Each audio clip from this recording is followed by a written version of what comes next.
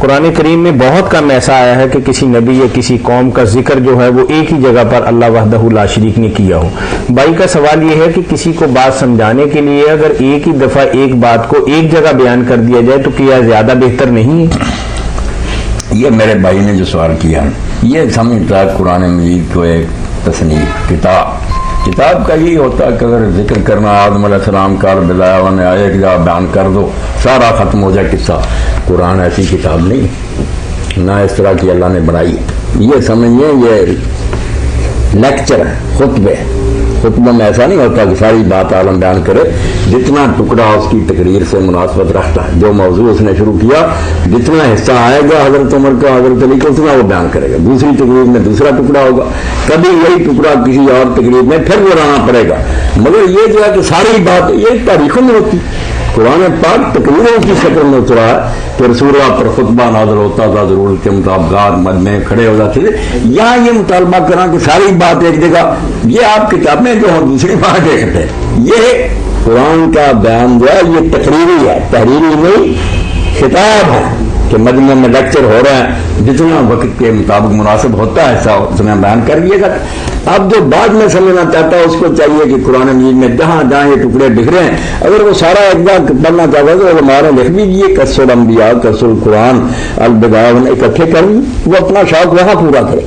تقریر میں کیا مذاق ہے کہ میں حضرت عمر کی پیدائش سے لے کر سارا بیان کرتا ہوں، تاریخ پر لیکچر دے رہا ہوں، وہاں تو بیان ہو رہا تقویٰ کا۔ کوئی بات آ گئی کہ حکومت کے باوجود درویش تھے، ٹکڑا سنا دوں گا پھٹے کپڑے، وہاں جنم سے لے کر آخر تک سناؤ، اہم کیا آپ لوگ قرآن کے بارے میں سمجھ لیں یہ کوئی کتاب نہیں لکھی گئی، یہ تقریریں ہیں جو مختلف موقع پر نازل ہوئی اللہ کی طرف سے، جیسے حالات تحریک اسلامی کے تھے، کوئی مخالفت کر رہے ہیں، کوئی ساتھی گھبرا رہے ہیں، ضرورت کے مطابق چلتا اتنا ٹکڑا کسی نبی کا بیان کر دیا۔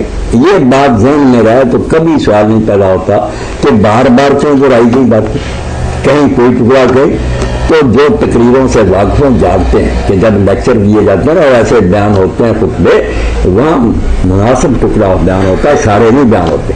کبھی بعد کی بات میں آج کی تقریر میں کر دوں گا، اگلے خطبے میں اس سے پہلے کی ہوگی، وہ مناسب بات ہے نا، وہاں وہی آئے۔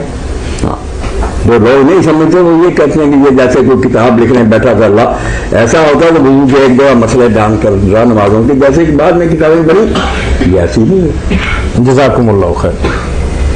خراب ہو گئے جی مولانا، قرآن کریم ہی کے حوالے سے ایک اور سوال ہے کہ بھائی کا سوال پورا پڑھتا ہوں پھر بات واضح ہو جائے گی۔ وہ کہتے ہیں کہ مولانا صاحب السلام علیکم۔ وعلیکم السلام۔ میرا سوال یہ ہے کہ قرآن پاک کو جو ترتیب اس دور کے اندر حاصل ہے، میرے ناقص خیال کے مطابق تو یہ ہونا چاہیے تھا کہ جو صورتیں آپ کے ابتدائی دور میں اتری ہیں وہ قرآن کے شروع میں ہونی چاہیے تھی، جو آخر میں نازل ہوئی وہ آخر میں درج ہونی چاہیے تھی، مگر قرآن کریم کی ترتیب بقول ان کے بالکل برعکس ہے۔ کیا یہ اللہ تعالیٰ کے حکم کے عین مطابق ہے یا نبی کریم صلی اللہ علیہ وسلم کی رائے سے ایسا کیا گیا ہے اور یہ ترتیب رکھی گئی ہے اور اس میں کوئی خاص حکمت ہے؟ وضاحت فرما دیں۔ جو قرآن مجید کی موجودہ ترتیب ہے یہ کسی نے بعد میں نہیں دی، نہ کسی صحابی کا اس میں کوئی دخل ہے، یہ خدا اللہ کے رسول نے یہ ترتیب دی ہے۔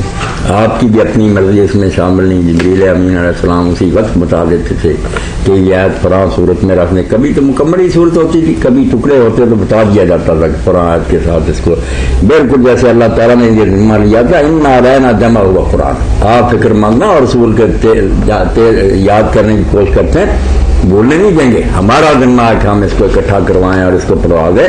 فیضا قرآن فتب قرآن، جب پڑھوا دیں گے تو پیچھے پیچھے پھر آپ اسی طرح پڑھیں۔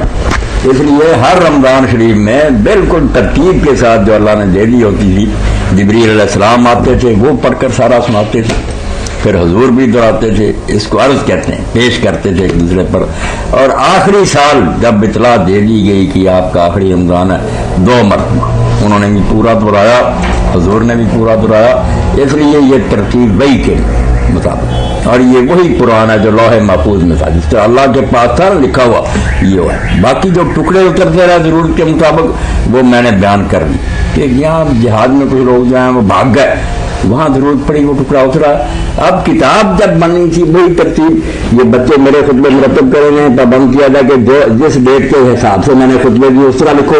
ये कहे मौलाना पागल है, वो तो जरूरत के मुताबिक आपने खुतबे दिए, अब हम किताब बना रहे हैं, अब तौहीद के इब्दा करेंगे, दूसरे रिसाले की बिल्कुल अकल की बात। तो जो कहते हैं उसी तरह लिखते अकल के अंदर, वो नहीं बात ठीक।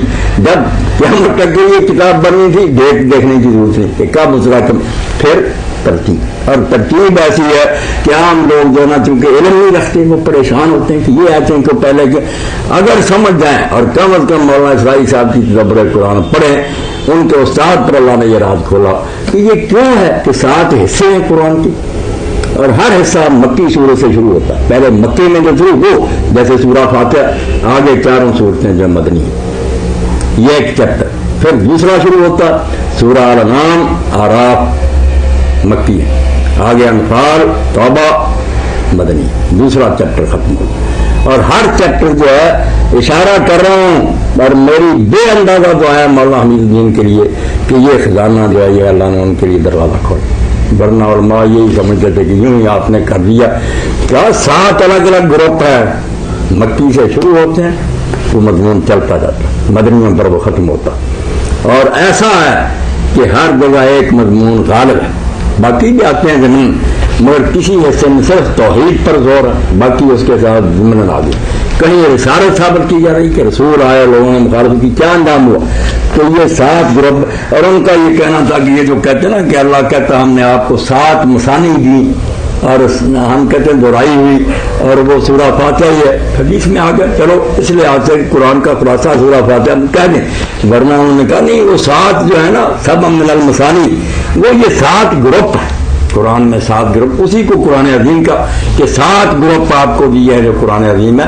और मसानी क्या, वो कहते हैं आप कहते हैं दोहराई हुई, वो कहते हैं किस अरबी में दोहराई हुई। ज्यादा उलमा यही कहते हैं, हम भी यही मानते आए ना कि मसला का मैंने दोहराई, वो कहते कब है दोहराई, वो मसलियन होता है शब्द से, मसलियन ये मसला है, जोड़ा तो कहते हैं जोड़ा जोड़ा इसलिए है कि एक सूरत में एक हिस्सा दूसरी सूरत उसको मुकम्मल करते, जो है ना जोड़े। बकरा में बात शुरू हुई, अलिफ लाम मीम उसका नाम रखा। ये भी उन्होंने कहा कि जो लोग कहते हैं मुकत्तात कोई राज है, वो कहते हैं क्या राज है, अल्लाह ताला ऐसी बात उचारता जो पता ही नहीं, हत्ता के लोग कहते हैं हजूर को भी नहीं पता था अल्लाह था, कुछ कहते हैं नहीं हजूर को पता था। हाँ वो कहते हैं लोग चीख रहा उसने, मुसलमान भी काफिर कि क्या कलाम है जिसको कोई भी नहीं समझता, तू पागल है दीवाना।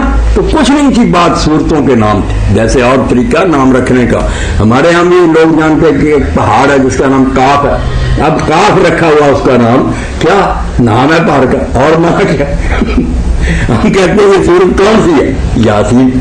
ये क्या है, कहा नाम लेते हैं, हजूर ने कहा कि यासीन पढ़ो, नाम है, मेघ रख लिया, इसको घोड़ा कह दिया, इसकी और क्या किसी। इसीलिए कहते हैं जहां ये सूरत शुरू होती है, शुरू में जैसे सबक का ऊपर उन्वान होता है कि कायद आजम या पाकिस्तान, बात शुरू होने से पहले अल्लाह कहता हाज़िर अलिफ लाम मीम, कि ये सूरत अलिफ लाम मीम शुरू हो रही, नाम ले दिया उसका। हम बोलते नहीं सारे बच्चे बैठे कि ये पर्चा अलिफ है, ये पर्चा बे है। अब अलिफ बे के और क्या करना है, पर्चे का नाम है, पहला अलिफ है दूसरा बे। और ये भी बात उन्होंने कही, कोई कहेगा कि कईयों सूरतों के नाम एक ही, शुरू की 2 सूरतें में अलिफ लाम मीम है, आगे जाकर भी जो है सूरह लुक़मान वगैरह अलिफ लाम मीम।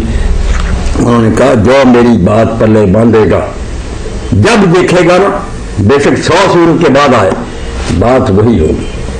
जैसे हम सबक गुज़श्ते ना कायद आज़म एक, फिर कई सबक अंग्रेजी के खत्म होकर फिर कायद आज़म नंबर 2, अलिफ लाम मीम जो होगी एक ही बात चलेगी, अलिफ लाम रा होगी, बड़ी बातें उन पर अल्लाह ने खोली।